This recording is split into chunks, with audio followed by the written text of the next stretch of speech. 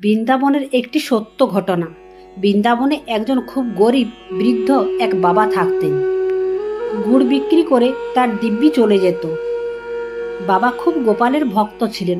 সকালে ঘুম থেকে উঠেই তার কাজ ছিল গোপালের মূর্তিকে স্নান করিয়ে, গোপালকে ফুল দিয়ে সাজিয়ে শৃঙ্গার করিয়ে, তারপর গোপালকে গুড় খাইয়ে তারপর গুড় বিক্রি করতে যেতেন।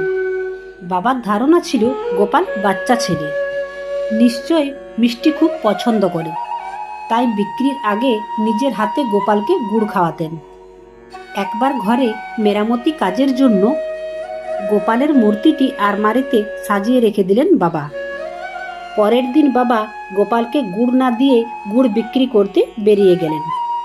হঠাৎ একটি 6-7 বছরের বাচ্চা এসে বলল, বাবা আজ গুড় দেবে না? বাবা ভাবলেন গ্রামেরই ছেলে হয়তো।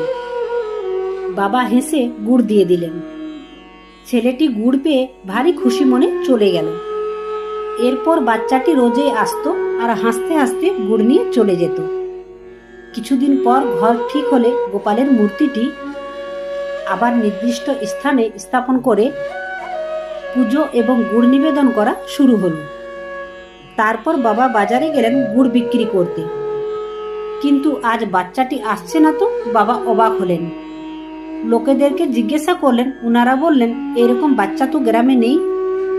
বাবা মনে বড্ড দুঃখ অশান্তি নিয়ে বাড়ি ফিরলেন। তারপর বাবা গোপালের কাছে গেলেন, দেখলেন মূর্তিটি মৃদু মৃদু হাসছে তার দিকে তাকিয়ে তাকিয়ে। বাবা তখন গোপালের পায়ে মাথা ঠুকে বললেন, আরে এ তো সেই বালক, বাড়িতে গুড় দিইনি বলে বাজারে গিয়ে আমার থেকে গুড় চেয়ে খেয়েছে।